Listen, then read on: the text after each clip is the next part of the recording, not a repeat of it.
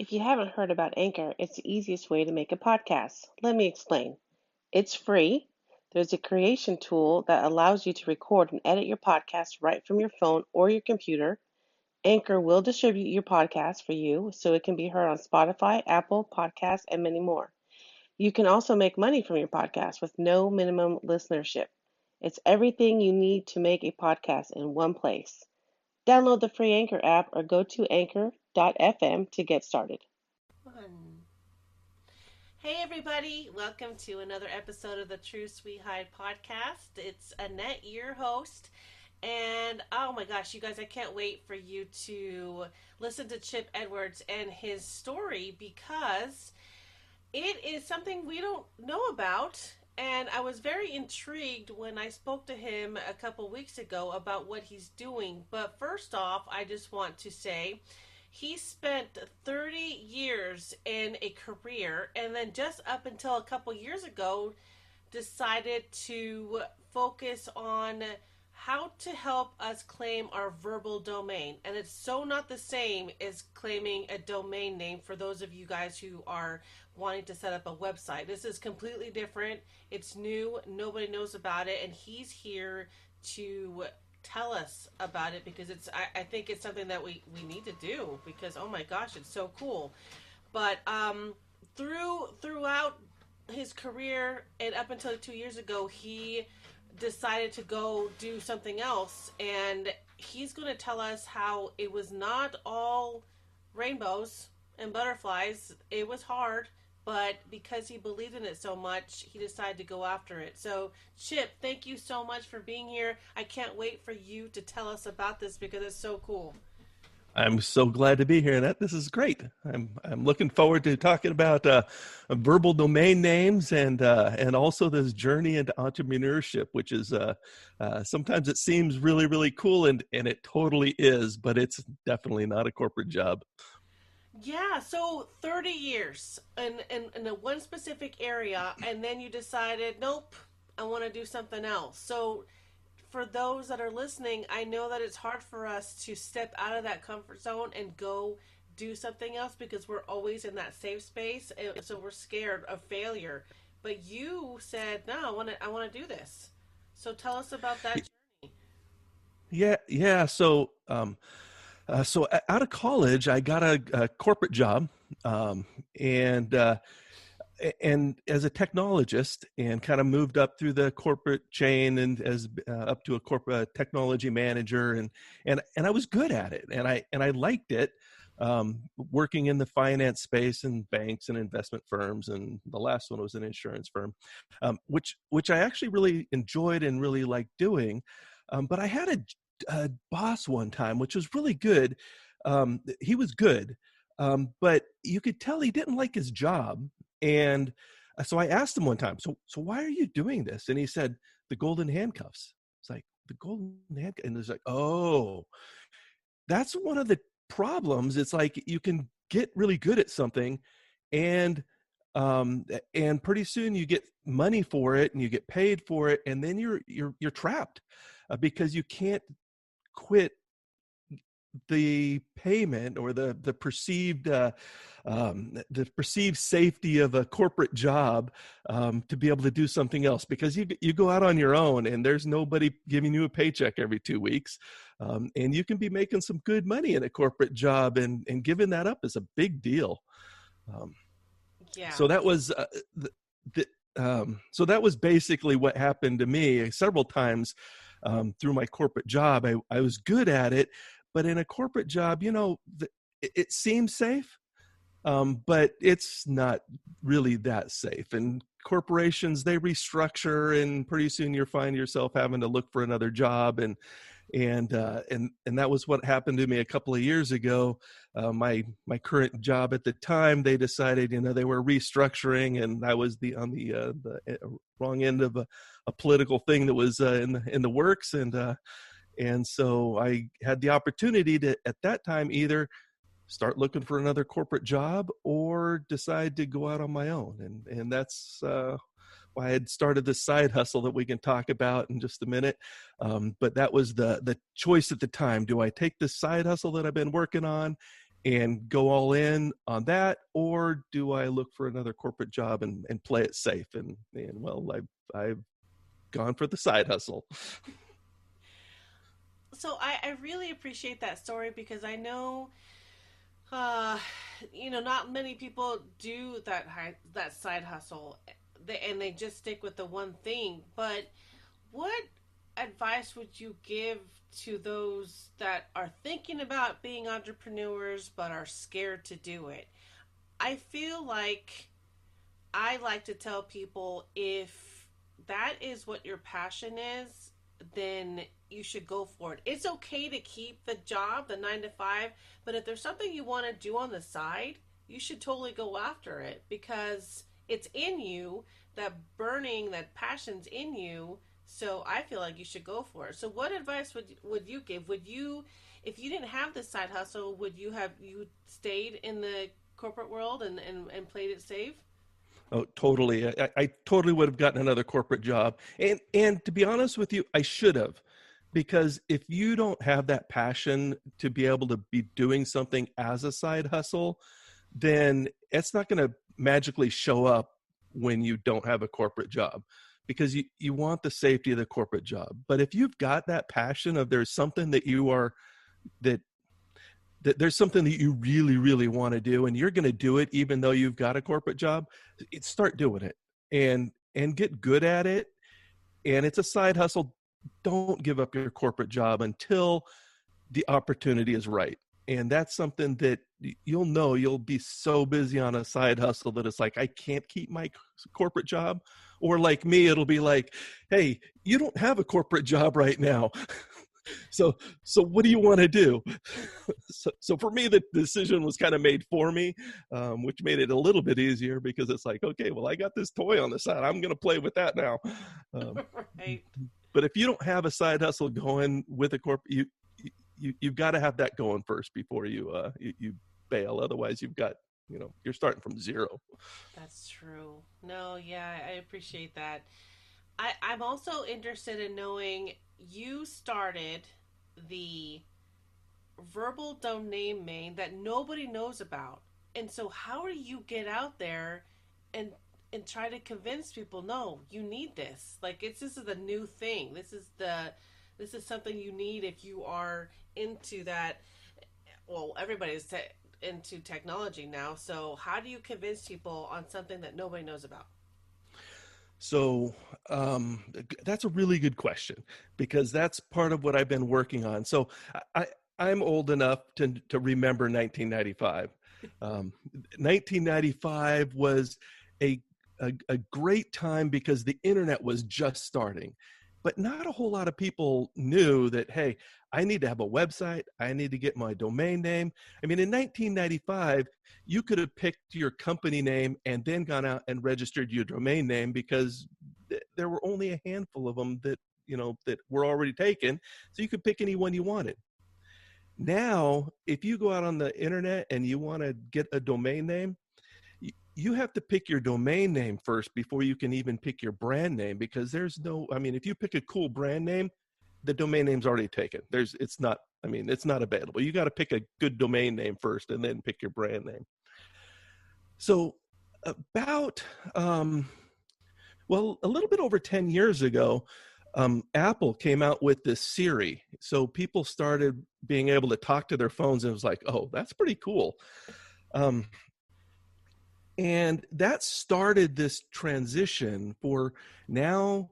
Now people can just talk to devices instead of having to sit at a computer and type in things. So, and about 5 years ago, I think, Amazon came out with this cool product called an Amazon Echo. And now people have them in their living rooms. I think the latest number I saw was like there's 90 million people in the U.S. that have these smart speakers in their home, either an Amazon Echo or a Google Home device. So they're really, really common now. And Amazon and Google are both pushing really, really hard to make these voice assistance devices. They want to put them everywhere, and so that you can just talk to your computer instead of being able to have to sit at a computer, even pull out your cell phone and, swiping on it and stuff like that, that they're trying to make it easier so you can just talk to any compute device and they can, it'll respond to you. Well, once you start talking to the computer, all of a sudden, how do what does a website look like when you're talking to your voice device? Or what's your domain name on these voice devices? And that's the shift that's happening, is both Amazon and Google have made a way so that companies, or even brand owners, podcasters, bloggers, schools, everybody, they can build a, a verbal version of their website and put a verbal version of their domain name out there, so that when you talk to a device, you can actually, as a company, you can actually respond to whoever's talking to you. So that is what a verbal domain name is. It's the verbal or the voice version of the domain or brand name that you've got out on the internet, but it's for voice devices, so people can now talk to you and you can respond to them. So that's what I started doing, is I started helping people claim their verbal domain name and building out their verbal version of their website out on Google and Amazon devices, so that they could have their presence out there and they could claim their name early. So it's kind of like it's 1995 right now in the voice world. That is so cool. Like, really cool. I think I went and I researched it the last time we spoke, and now I keep getting pop-ups. Facebook is saying something about verbal, with the Alexa or the Echo or the Google Home, and it's actually really incredible. But I also feel like it's really helpful for the vision impaired. It's a big accessibility play as well. Matter of fact, that's kind of interesting comment. The first time, my first conference that I went to and was speaking about, what's your brand look like in a voice first world or on smart speakers. I got done with my talk about here's how we prepare for it. And I had a couple of people come up to me and said, that was an accessibility talk disguised as a voice smart speakers talk, because really it is, we're preparing our content so that it can be heard as opposed to seen. And that is really what the visually impaired, it really is helpful for them. So even on my website, if I make my site really easy to be translated by the screen readers into audio, we're doing a lot of the same types of things for these voice devices. Same thing. So yeah, it's hugely beneficial for the visually impaired. But the difference is, and this is the big difference, is it's not just the visually impaired that are using these devices.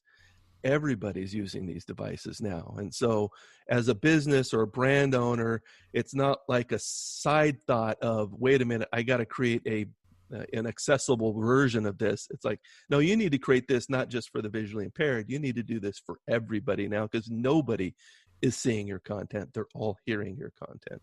Yeah. Oh my gosh. That's really cool.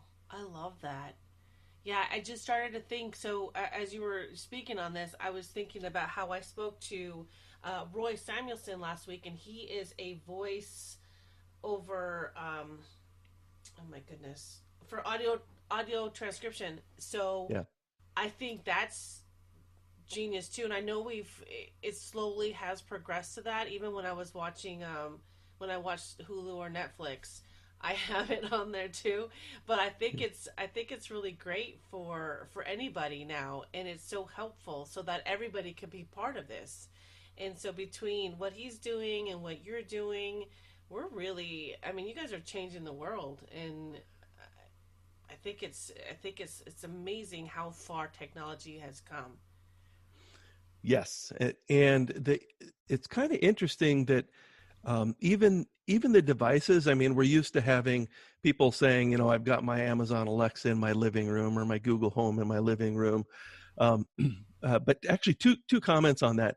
The statistics just came out for where are people putting these smart speakers, And it's actually more common for people to put them in their bedroom now. So the bedroom is like 48%, something like that. And then the living room and kitchen are the next two as far as where people put these devices. But the big thing that's happening right now is this thing called wearables. In other words, your earbuds that you put in your ears when you're going to work out or going for a run and stuff like that.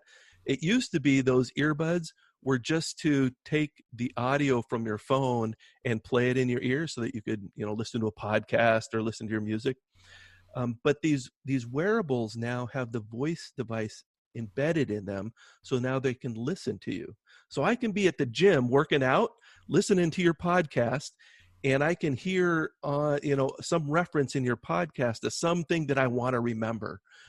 And in the past, what did I have to do?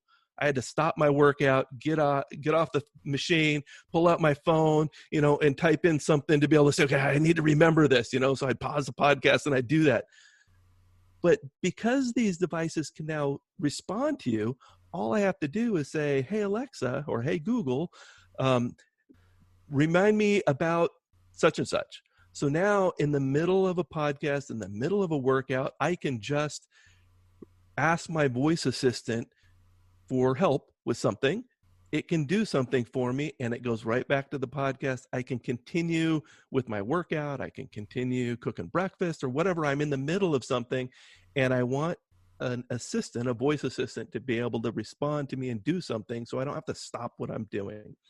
So these wearables that are now going to be with you anywhere you are, when I'm shopping or I'm working out or I'm whatever, I no longer have to pull out my phone. I know how I have to stop what I'm doing. I can get the help that I want. So it's going to be everywhere pretty soon. Oh my God, I had no idea. I'm sitting here thinking, where can I get these? So it's going to be a whole separate set of headphones then that are going to be embedded, or how does that work? So, so you can get, Amazon calls them buds, and we're on a Zoom call so I can show you. So here's my little earbuds, just like a normal set of earbuds that you just put in your ear, Yeah. just like that. You just put them in your ear. Google's got a set.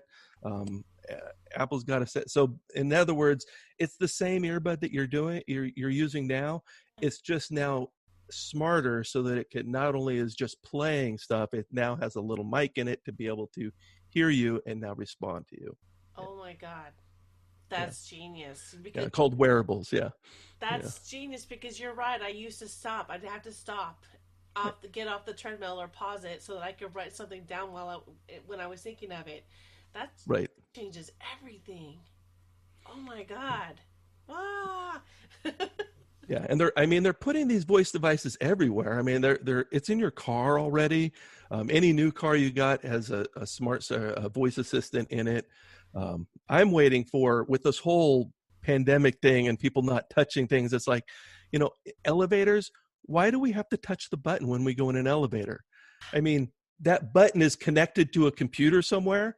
I mean, why isn't it just listening for people to say, third floor, eighth floor, and just do what we want as opposed to make us touch the buttons? So Seriously, wow. yeah, so this idea of the compute devices listening to us, there's a lot of convenience that is they're making available. And once we start getting used to this convenience, it's going to be like, how do we live without this? So it's coming fast. Probably faster than a lot of people are comfortable with, but it is happening. It is happening. Well, it's like this is the time to do it. This Right. pandemic has made so many changes, both unfortunately, but fortunately for some businesses, this is the time to do it. Right. Right. And so, wow, I see. Yeah, I would love to be fancy and tell Alexa to play my podcast. I would love to just hear that come up. Just play the truth we hide. That would be like a dream come true. So it's so cool to have these things and give these options to so many people. So I can't wait to see where this goes. Now I guess we kind of talked about it, but what do you where do you see this going in the next 5 to 10 years? So I see it. I see Google and Amazon really fighting to be who's the voice assistant. So it's like, because when you choose a voice assistant, you're kind of right now choosing one or the other right now. Apple's got the Siri voice assistant, but they really boxed it into uh, how widespread it is. It's on their phones, and they've got a really tiny share of the smart speaker market. Most of the smart speaker market, most of the share is really owned by Amazon and Google right now, but the companies are really fighting to be, you know, put their device everywhere. So I see that happening more and more over the next several years. We're going to find these devices, um, college dorms, hotel rooms, elevators. I mean, the devices will be everywhere, and so that we can use the voice assistant technology, and we're going to get used to it. And that's the big thing right now. There's a lot of, what about my privacy and those types of things. There are a lot of discussions around that of what do I really want a device listening to me all the time? So it's kind of socially that's the shift that's happening right now. But as that continues to shift and we get used to the convenience of these devices, similar to what we had to do with credit cards and cell phones. I mean, they track us already.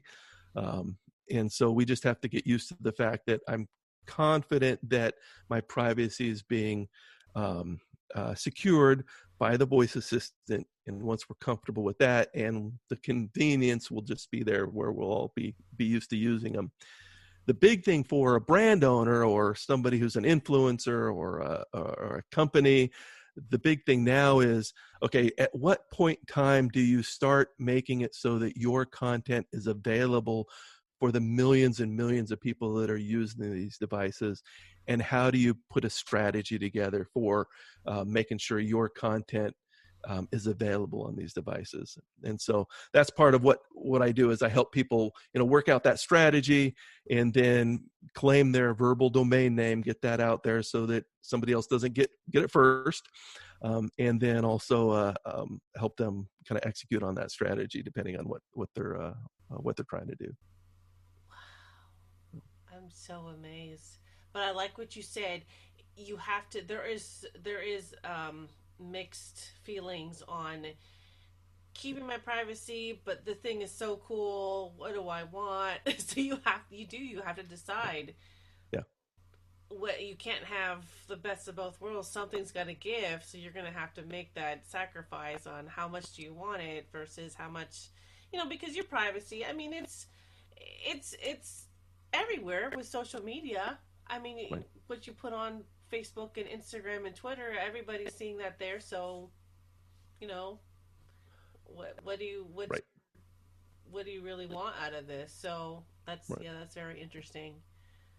Yeah. There's some things that some people that really have to super be careful with privacy. If I'm a lawyer, Yeah. I have to be super careful with privacy because I can't let my client privilege stuff accidentally leak out. So I get it. There's some areas that privacy is super important, but there's a lot of areas where privacy is more like I don't want to be surprised. Mm. It's not like I care about the fact that somebody knows what's in my refrigerator. It's just I don't want to be surprised when somebody knows what's in my refrigerator. So, but I mean, the fridges nowadays, I mean, they got cameras in them. You don't even have to open it. You can just say, "Hey, what's in my fridge?" And the next step after that is, well, if my fridge knows that I'm down to a quarter gallon of milk, why can't it put it on my shopping list for me? Or better yet, why can't it actually order it for me and have it delivered? I mean, I'll still put the gallon of milk in my fridge myself, but I mean, why should I ever run out of milk? Why should I ever run out of whatever? Because the Internet of Things, these devices are getting really smart and they can help me. And how much do I want that help? How much do I want to do myself? That's kind of where we're moving next in the in the computer space, because we're really used to, and as technologists, we do this too. We build these cool websites, and we make the user have to figure out how to use the website. Mm-hmm. Well, that's changing. Now we're making the computers smart enough so that they have to figure out what you want. You don't have to figure out how to use them. So when I'm talking to the device, I just say, this is what I want. It needs to figure out, what did I say and what did they mean? And now how do I respond to what they said and what they mean? And that's the big thing that's happening on the tech side right now, is how can we make it's called the cognitive load. How can we shift the cognitive load from the user to have to figure it out to the computer, and let the computer figure it out? And so we can just, use the devices, and the computers can do all the mundane stuff that they're good at. Let them do all the work. Oh my gosh. This is unreal. Like I can't even believe it. I'm As you're talking about all this, I'm sitting here thinking how lazy I've gotten with um the oil level in my vehicle, because when I was 16 I had a, I don't know, 1983 Nissan, and the only way I knew is when I went to check this. Mm-hmm. Now all I gotta do is press a button and it'll tell me you're 75% left on oil. Right. Yeah, exactly. I mean, and they're embedding these computers everywhere, and the device now is your car tells you, hey, it's time to get an oil change, or hey, your tire is low. I mean, Yeah. they're putting these smart devices everywhere, and now we get the benefit of it. We don't have to remember, oh, check the tire pressure, because it tells me. So true. It is so true. Oh my gosh. I can't believe it. Well, this is so cool. Wow. Well, I appreciate you talking to us about this, because, like I said before, I had no idea. And I just learned a ton of information just now that I'm just like, my mind is blown and I want to learn all about it. But yeah, thank you for choosing your side hustle, and for for continuing to go down this path that's just going to change the world. I love it. Yeah, Gosh. absolutely. And it's, for me, I've been going around the country speaking at conferences and talking about it, because a lot of the things that are happening, it's not like this is stuff people don't know about. We if we stop and we look for just a minute, we see it happening around us, Mm-hmm. but it's not something that is generally understood or in our conscious awareness from the point of, oh, I see what is happening, and wait a minute, what does that mean? Right. And is there something that I should be doing now with my brand or my content or my company, now that I should be preparing for these shifts that are happening with technology? And so for me, going around and talking in conferences and stuff like that just makes this, it's a lot of fun, actually. I mean, aside from the fact of the side hustle and I'm doing stuff, talking about it just it's kind of exciting to talk with people, because it's really cool stuff that's happening, and it's really cutting edge, brand new things that we're all working with. Yeah, and it's going to be so helpful though, and useful, because there's some things that are invented and you're thinking, why do we have that? But then you talk about this and you're like, oh my gosh, like that. It's amazing. So Mhm. yeah, how exciting! How exciting! So where can people find you to get help with all of this? Because yeah, I mean everybody needs it. Yeah, so I'm on social media, on LinkedIn, Twitter, Facebook, or my website, createmyvoice.com. I write a blog there that you can go read. Actually, this is kind of an interesting. So I write a blog that I have some readers do. Some people come to my website, createmyvoice.com, and go to my blog and read my blog. But I have probably 10, now probably 25 times more listeners to my blog post than I do readers to my blog post. Oh wow! So you can just say, hey, Google, talk to Create My Voice, or hey, Google, ask Create My Voice to read the latest blog post, and the device will read it to you. Or same with Alexa, open Create My Voice. And when you do that, it will actually connect up with my blog and it will read my blog posts to you. And so a lot of my blog posts are they're actually better to listen to than to read, or maybe both, because sometimes I put in there, here's how, what you're hearing, this is how you do it. And so it's you can some magic stuff kind of happens behind the scenes with this stuff called SSML. But anyway, so yeah, so listen to my blog, or go to my website, createmyvoice.com, or definitely connect with me on social media, and you can DM me. I'm more than happy to kind of continue the conversation and figure out how to help you with the strategies for being able to leverage voice first devices. Oh my gosh, that's incredible. I love that. That's exciting. Now I want to go hear it. I want to go listen to your blog now because I can. because because you can, exactly. Exactly. So Well, gosh, Chip, it's been such a pleasure to have you on here, and I really appreciate everything you're doing. And like I said before, I'm so glad you decided to go with your side hustle because this is incredible. me too. I'm having a lot of fun with my side hustle. So definitely thank you for having me on your podcast. This is a lot of fun to talk about with you. So I Of enjoyed it. course. I'm so excited for you, and I will definitely put this in the podcast guide, you guys. So if you haven't seen it yet, every month I create one, and I showcase all of the guests with all their information in there, so you can find them. I'll put this in the show notes as well. So I really appreciate this. Thank you so much, and yeah, I wish you all the best with all of this because it's very exciting. Thank you very much. Appreciate it.